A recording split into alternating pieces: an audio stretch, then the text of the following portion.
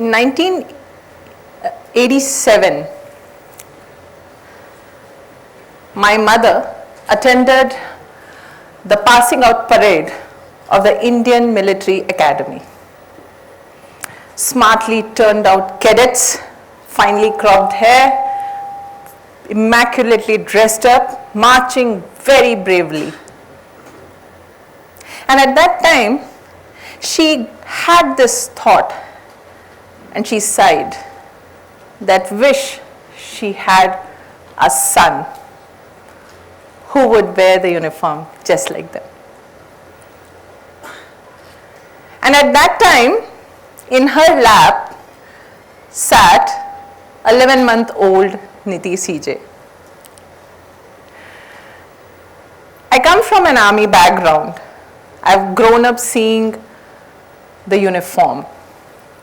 I've seen my father in different tenures, different roles, different responsibilities.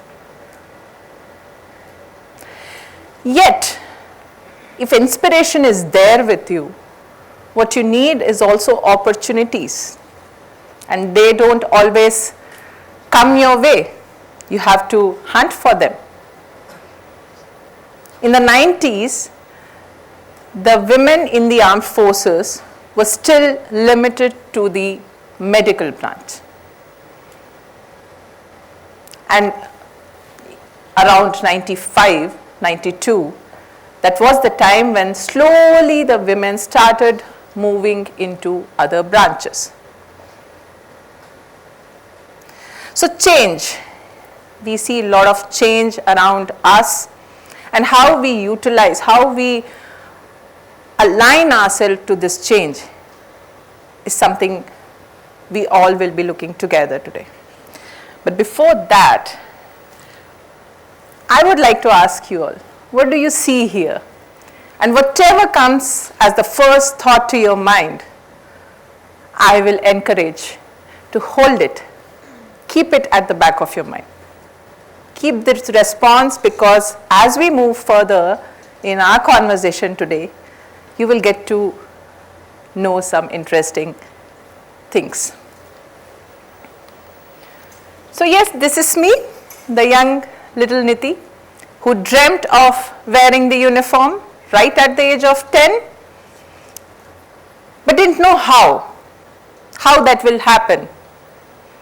Fast forward, at the age of 15, I thought of taking up the medical stream so that at least I have that option open to myself, because maths and social science, not my cup of tea. But who knew what lay beyond that? I did my graduation and post-grad in microbiology, thinking that, okay, I will side by side give the exam for Armed Forces Medical College, and maybe I'll crack it. But then the government brought me a great news, that women can give the Combined Defense Services examination just like the male candidates. So lo and behold, the opportunity came my way.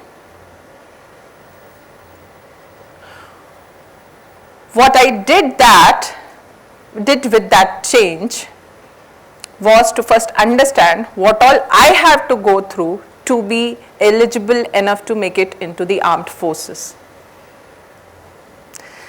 Because when I opened up this interest to my father that I want to join the army, he saw the 90-kilogram me and said, "Are you really sure of it? Just once look at yourself in the mirror." My dear, you have to go through a lot, and there's no looking back thereafter. So there were inspirations, there were opportunities. There was that zeal in me to work hard.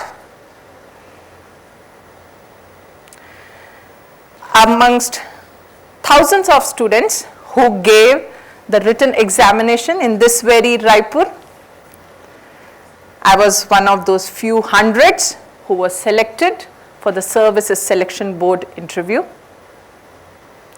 And amongst them 50% of them stayed for that 5-day long exhaustive interview, which includes mental agility, physical mobility. You are tested through and through. And out of that, 6 of us stayed back.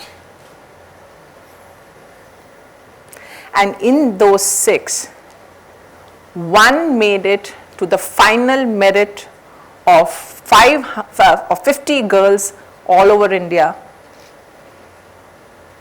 and that one being me.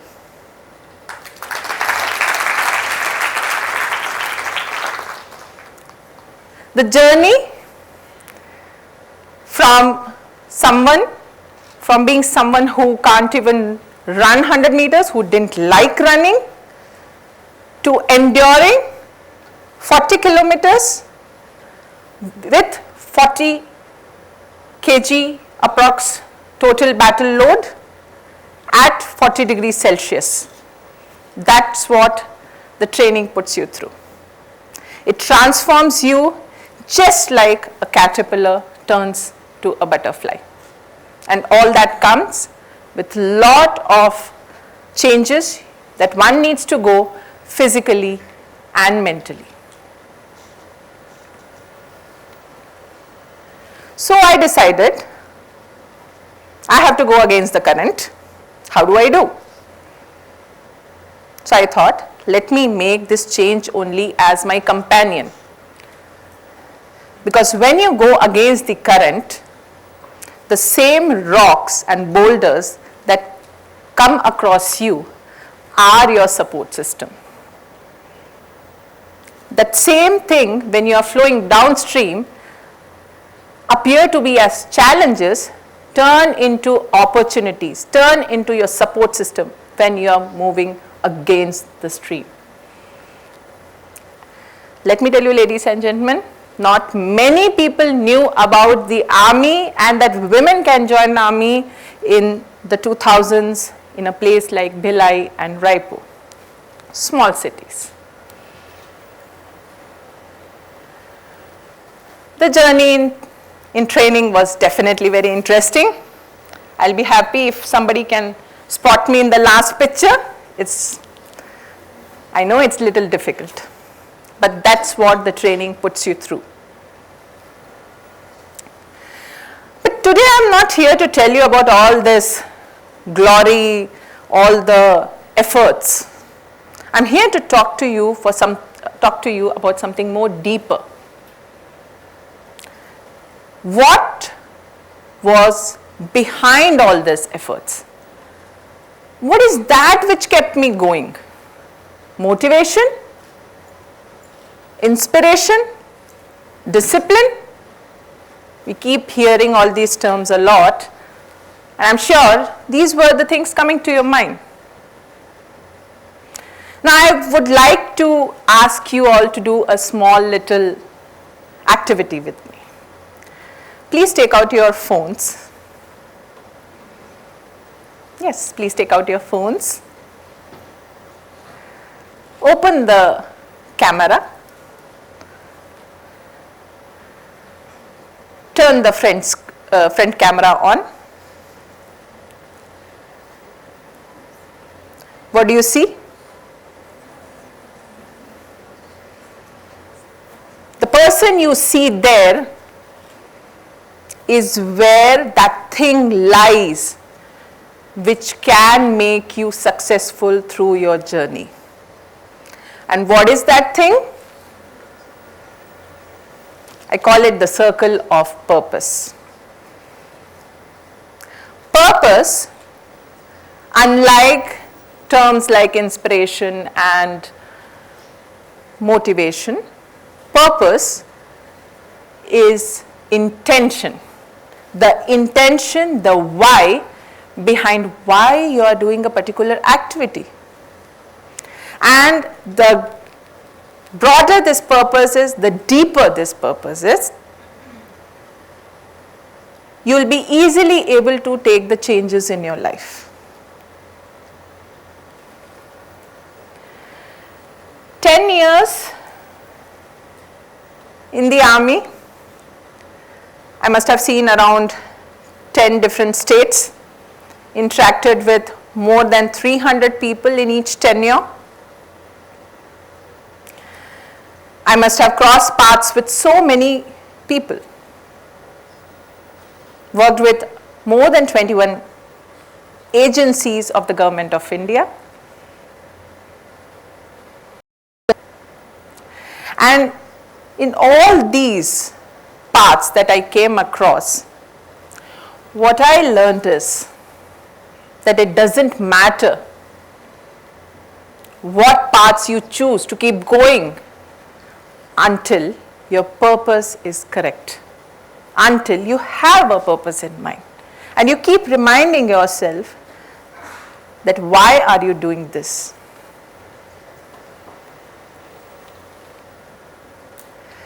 I would like to share a very interesting incident.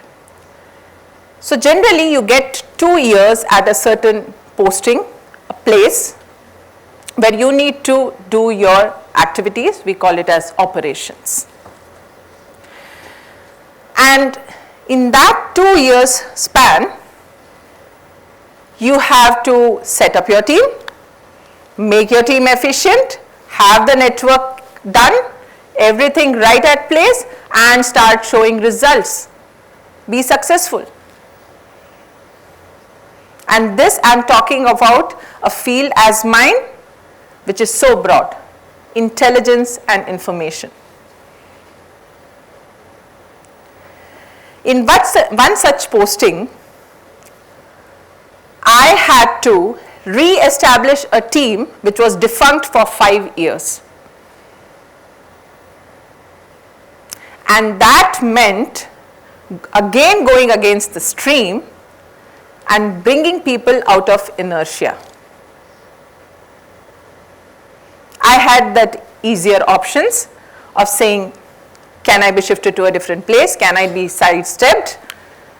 I don't think so this will work. But the purpose kept ringing in my mind. And I thought, why not I create a circle of purpose for my team? And I did this. I gave them 3 things: interest, ability to influence, and own responsibilities. Mostly when we go ahead in career, we hear this a lot. This used to happen like this. But who will change this used to happen like this? That will keep happening. The old things keep going. How will you bring that change? You can't, in a situation, in a setup like that of the army, the intelligence, you can't be just working with motivation. You won't last long, because you will see life and death as raw as it is in front of you. So what do? You make them responsible. You tell people that they are important. They are an important part of this entire gambit, of this entire task. Bring them out of that inertia, that this is not my mandate. It is very important for us as leaders to understand that every person, every element of your workforce matters. In 2 years' time, we ended up becoming the most sought after team of our boss, the commanding officer. Because we shifted ourselves from role to taking up responsibilities. I took release in 2020. 2010 I joined, 2020 I completed my 10 years of mandatory service to the Indian Army. And last 4 years, also because of our dear friend COVID, has been really a toss for all of us. In these 4 years,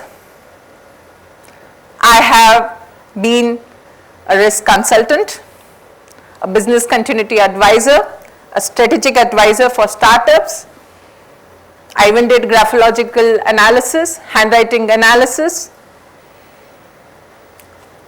helped few people in forensic investigations, learned yoga, started my own venture in yoga. Lot of changes, you know. And if you see the CV, somebody will feel, oh, what is going on here? But if you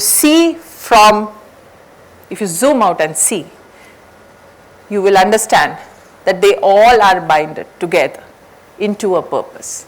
The purpose which I had once mentioned to my mother when I didn't clear my interview. I had 2 offer letters in my hand of 2 different multinational companies.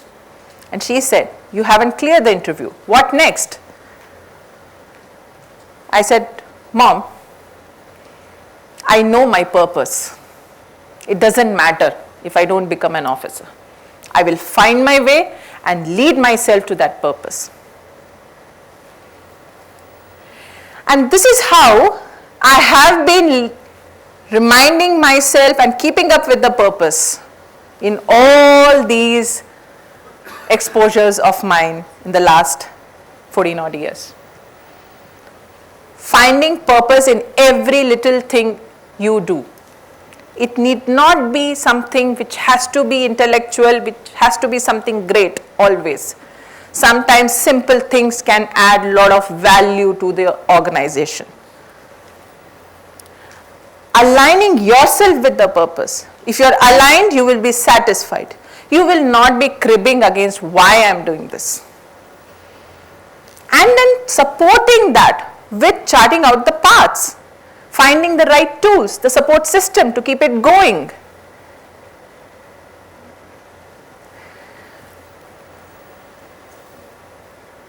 When I interact with younger generation, this is something which always keeps coming to me, that ma'am, how do we do this? I said, just find the why, because there's a reason for my existence. There's a reason for your existence. And if you haven't found the purpose yet, let finding the purpose become your quest. Thank you so much. Thank you, ma'am, for such a